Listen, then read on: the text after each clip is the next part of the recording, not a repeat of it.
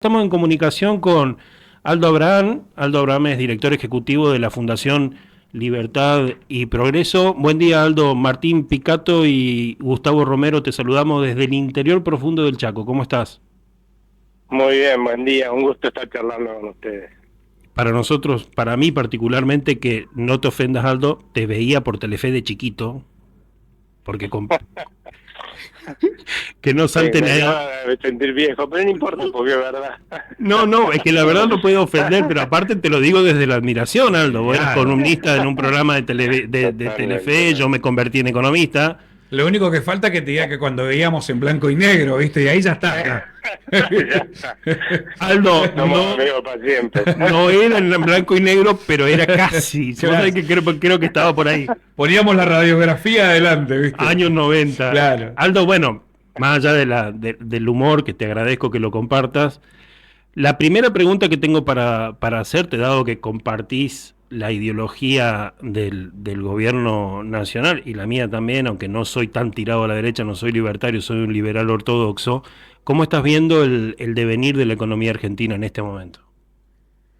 Mirá, yo lo estoy viendo con mucho optimismo y ese optimismo surge simplemente de lo que se observó en las elecciones del 26 de octubre, ¿no? Hasta tanto, fíjate que había un fuerte temor de argentinos y extranjeros al respecto de qué íbamos a apoyar en esas elecciones, ¿no? Si volver, más después de lo que fue el resultado electoral de las elecciones locales de la provincia de Buenos Aires, que iba a apoyar el pueblo argentino, ¿no? Si volver a las políticas del pasado o seguir haciendo el esfuerzo y el sacrificio para volver un país normal, la Argentina. Y eso, ¿por qué esfuerzo y sacrificio? Porque la magia no existe.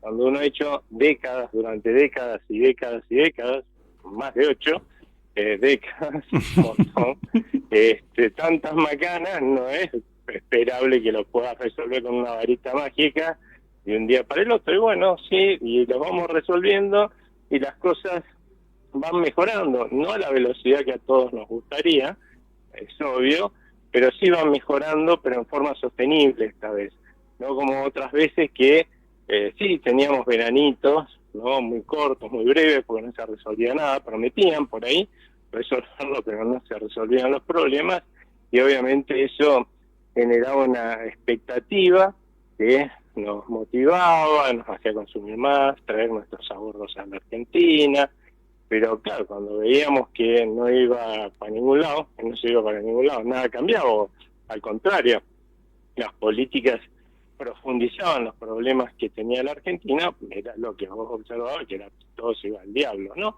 Pasó con el gobierno de Macri, pasó con todos los gobiernos anteriores, con Alberto y todo lo que fueron para atrás. Bueno, ahora yo lo que veo es que hay voluntad de usar el poder político que se tiene para justamente ir resolviendo esos problemas, y la ciudadanía acompañó, le dio al gobierno un espaldarazo, pero no solamente votando al oficialismo, ¿no? Que eso es lo que me parece más interesante, sino votando otras listas que, con diferencias de cómo hacerlo, ¿no?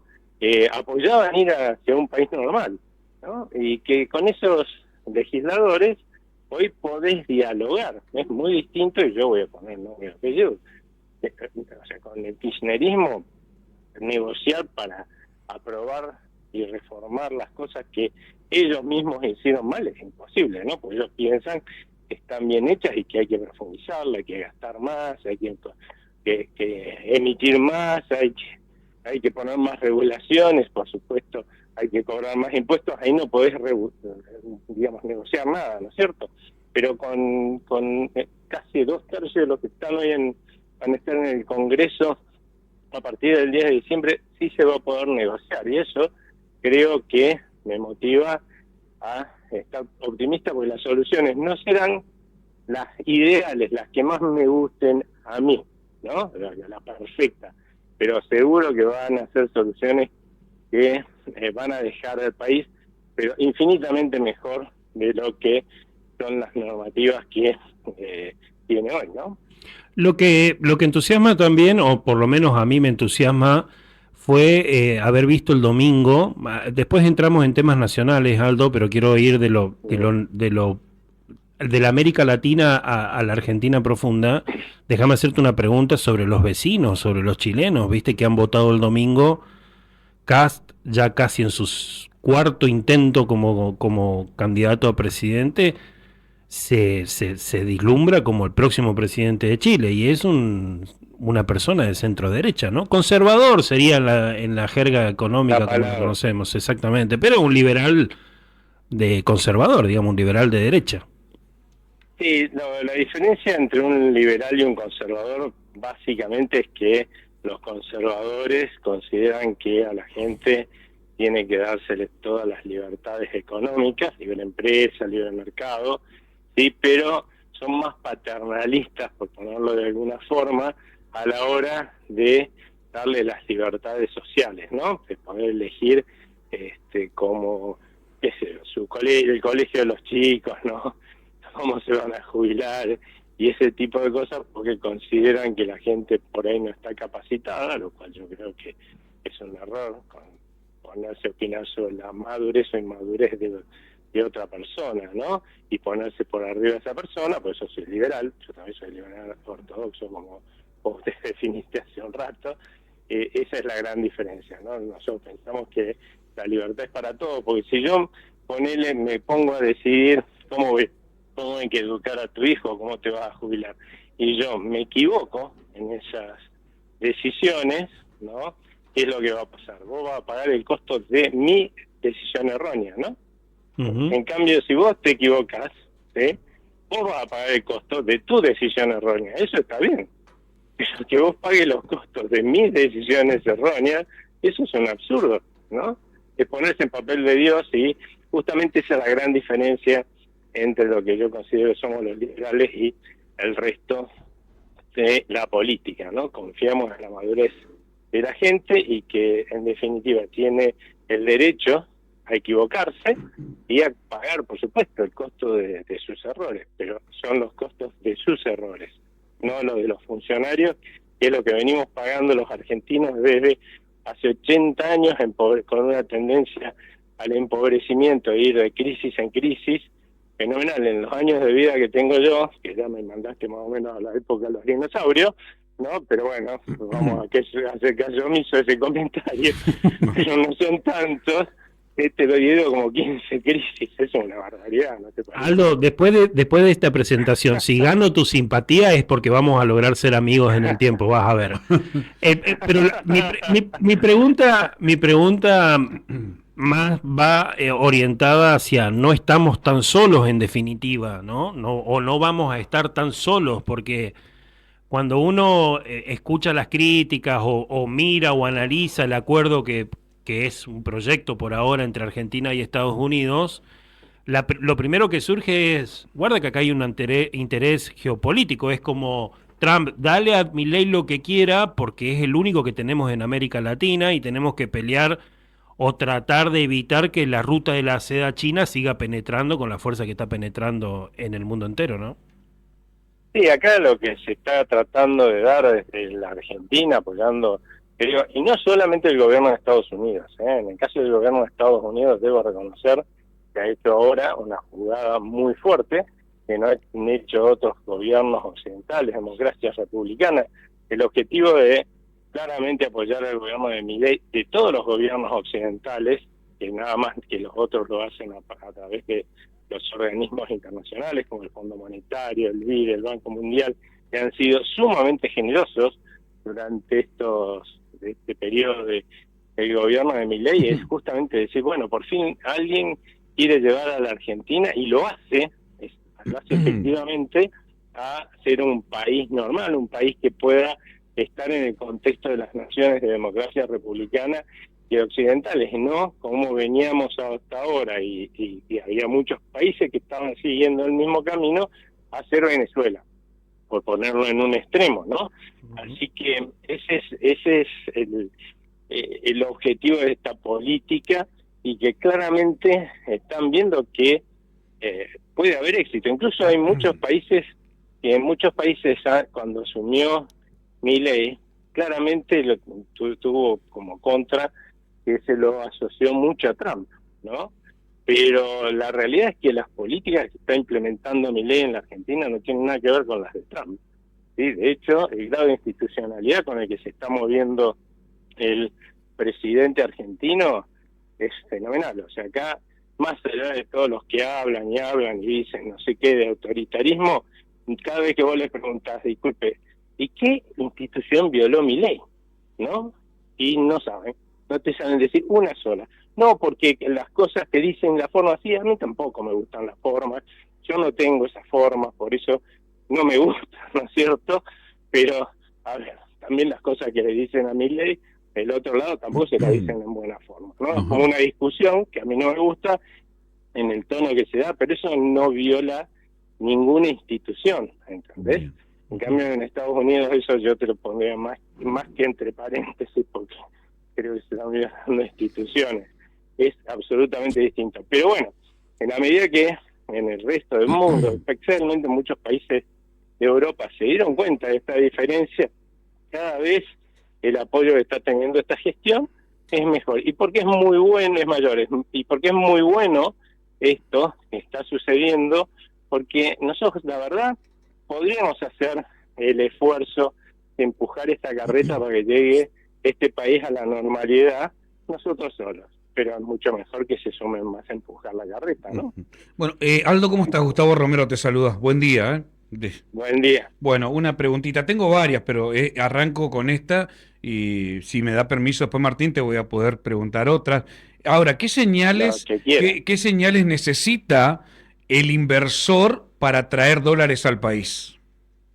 Yo creo que la más importante ya se dio, que es justamente la elección de octubre, donde claramente se demostró que la mayoría de los argentinos ya hemos abandonado ese realismo mágico típico de los países sudamericanos, en los cuales se votaban a gobiernos a los que te decían, mira, yo asumo y esto lo arreglo en 2 patadas, ¿no? Cuando vos decías, bueno, si yo me mando un macanón grande en, en mi casa o en mi trabajo, no tengo varitas mágicas, tengo que esfuerzo y sacrificio, tiempo, y bueno, en la medida que lo vaya resolviendo, te voy a ir estando mejor. Y la gente votó un presidente que les dijo de movida, acá no va a haber magia, acá va a haber esfuerzo y sacrificio, sí. Y estamos yendo con esfuerzo y sacrificio en la medida que estamos haciendo las cosas, bueno, la calidad de vida va mejorando. Claro. Me preguntás, estamos como antes de la debacle que se inició en el gobierno anterior, desde el segundo trimestre con la desaceleración, con la recesión y la aceleración de la inflación, y no, todavía no llegamos ahí, pero vamos para arriba, que es lo más importante, y en algún momento vamos a llegar.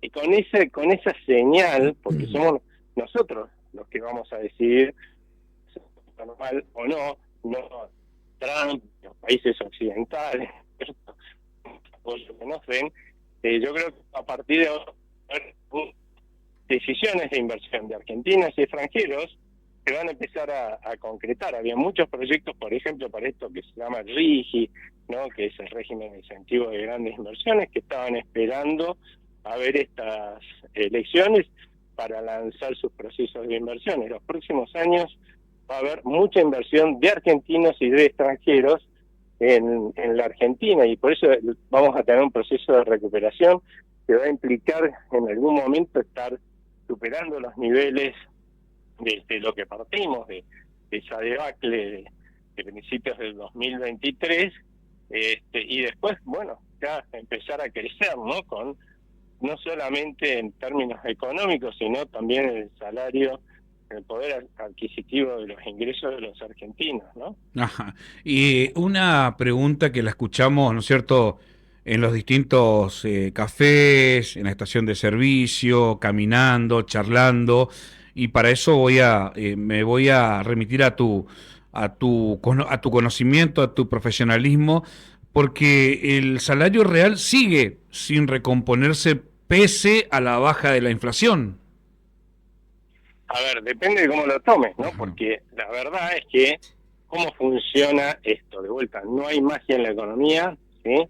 Cómo funcionan las cosas, bueno, cuando vamos a darte un ejemplo grosero, pero que es más fácil de entender, ¿no? Suponete allá por principio del 2023. Ujú. Y ojo que te doy como 2023 porque es donde empieza la debacle, ¿no? Con el anterior gobierno del poder adquisitivo de los ingresos de los argentinos, pero ya venían cayendo desde 2017, ¿no?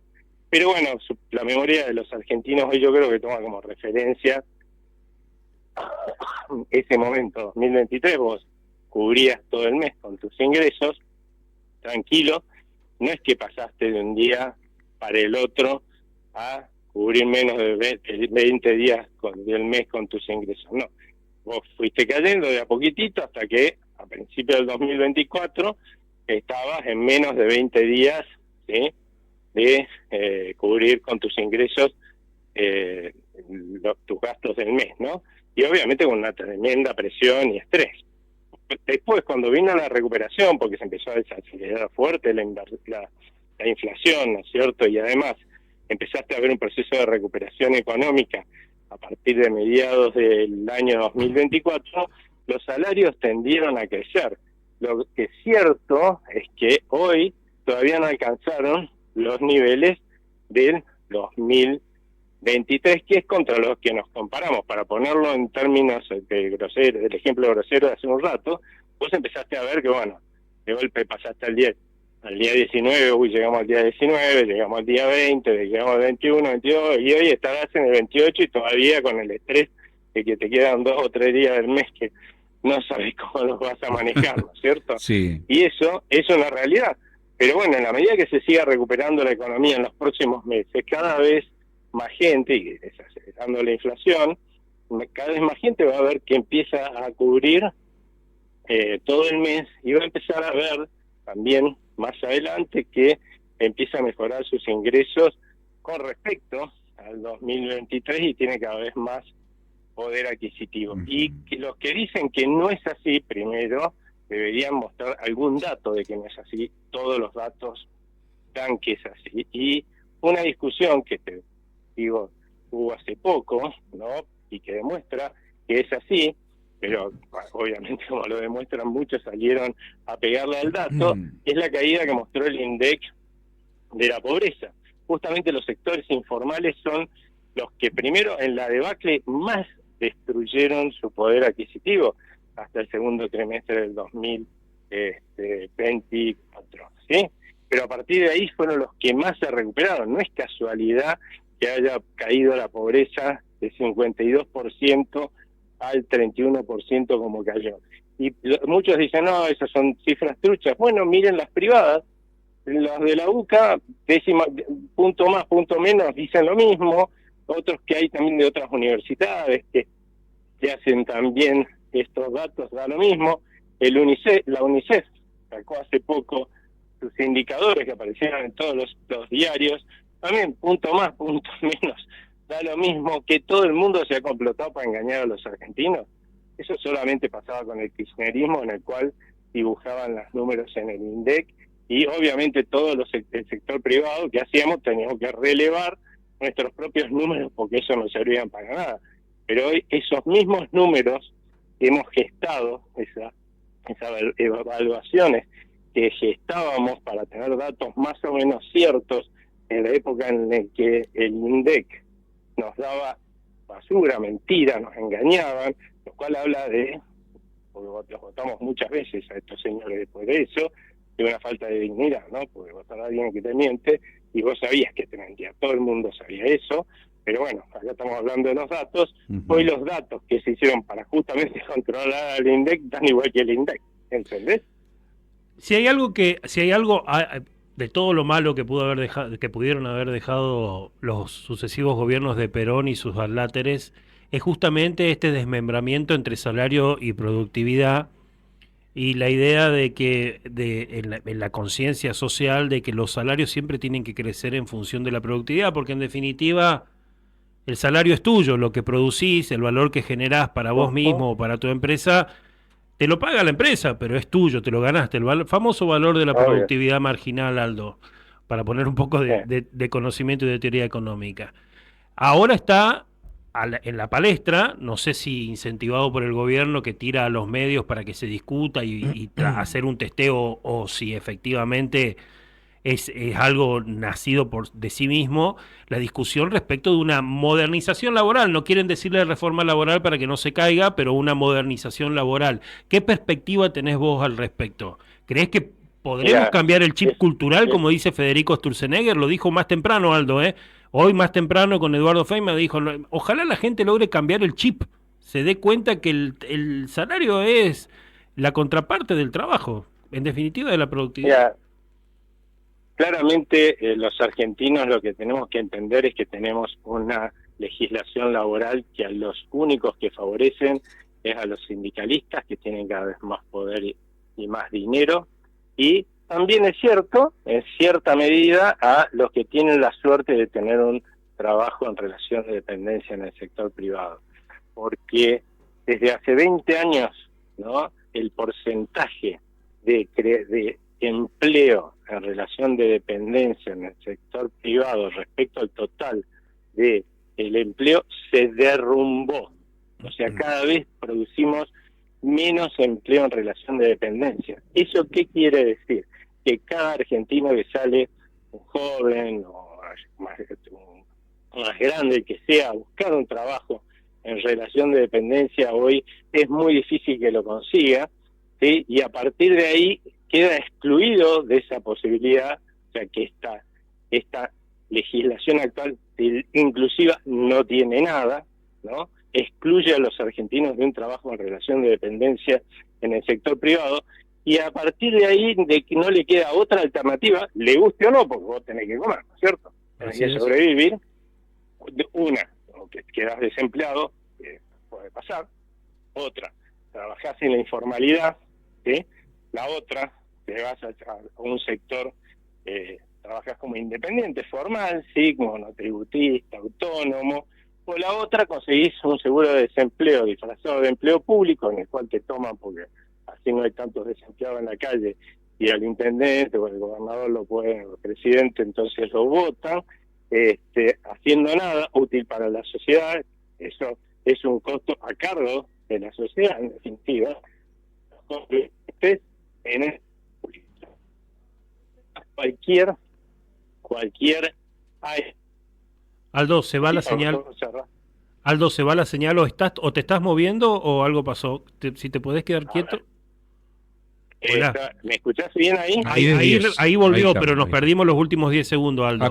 Después del empleo No, público disfrazado. Aldo, acordate que estamos en Argentina, ¿eh? Y acá las cosas no sí. funcionan. Pero ya va a mejorar eso también. También, Escúchame, y es cuestión de que la gente, que las empresas quieran invertir. Antes nadie quería invertir acá, ni argentinos ni extranjeros, y a partir de ahora van a invertir. Pero si vos mirás cualquiera de los últimos 20 años, mirá que hubo que tenías gobiernos de todos los colores, pelajes, ¿no? Periodos de recesión, pero también de reactivación, recuperación económica, y ponés el dedo en cualquier año, más del 50% de los argentinos estaba o en la informalidad, o estaba desempleado, o con un seguro de desempleo disfrazado de empleo público, porque no les servía a la sociedad, pero los tomaban para que justamente las cifras de desempleo no eran tan altas. Más del 50% estaban en esa situación, ¿no es cierto? Entonces, claramente tenemos que cambiar esta legislación laboral, modernizarla para que se adapten. No puede ser, tenemos una legislación laboral cuyo origen real, ¿sí?, y fondo de la cuestión filosófica de cómo se arma, claramente es de la época de la legislación del oro, que se tomó de Mussolini. O sea, no puede ser que eso sea la legislación para un mundo que cambió todo lo que cambió, y todo lo que cambia todos los días, ¿no es cierto? Así que lo que tenemos que pensar es, y lo voy a dar con un ejemplo por ahí más sencillo para la gente, ¿no?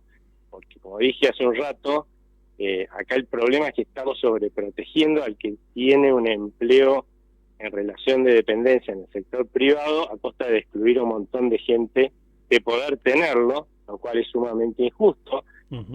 Y esto se compara con las decisiones de un padre, ¿no? Un padre está bien que proteja a sus hijos, ¿sí? Pero si los sobreprotege les hace un daño, ¿no?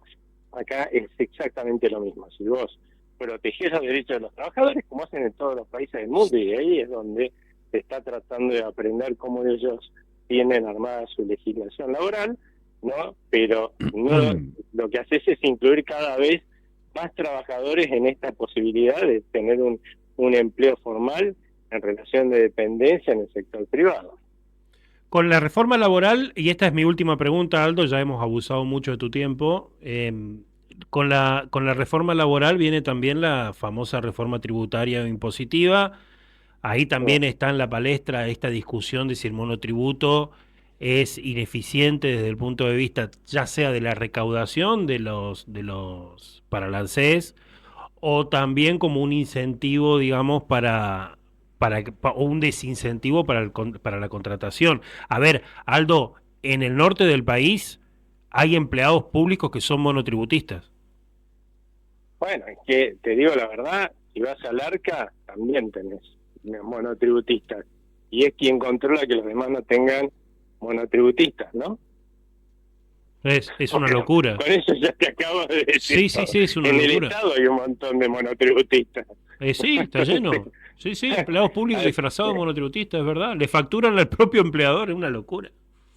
y bueno, entonces le factura al propio tipo que debe controlar que otros no hagan lo mismo. O sea, Exactamente. claramente los desmadres que hemos hecho en la Argentina son fenomenales. Yo lo que sí creo es que el monotributo se tiene que adaptar. Por un lado, la verdad es que deberíamos tener un monotributo que siga permitiéndole a aquellos que no ganan mucho, no tener que contratar primero un contador para llevar sus cuentas y hacer sus presentaciones, porque obviamente así no le va a alcanzar la plata nunca para llegar a fin de mes, ¿no? Que no debería ser muy caro, por otro lado, sobre todo en los niveles más bajos de ingresos, para justamente incentivarlos a que estén en blanco. Y por el otro lado, también en la medida que va creciendo ese monotributista, hoy, después de la última reforma que se hizo del monotributo, la verdad es que las categorías más altas de monotributo tienen ingresos ya importantes, ¿no? Bueno, que también vayan aumentando la cuota, sobre todo para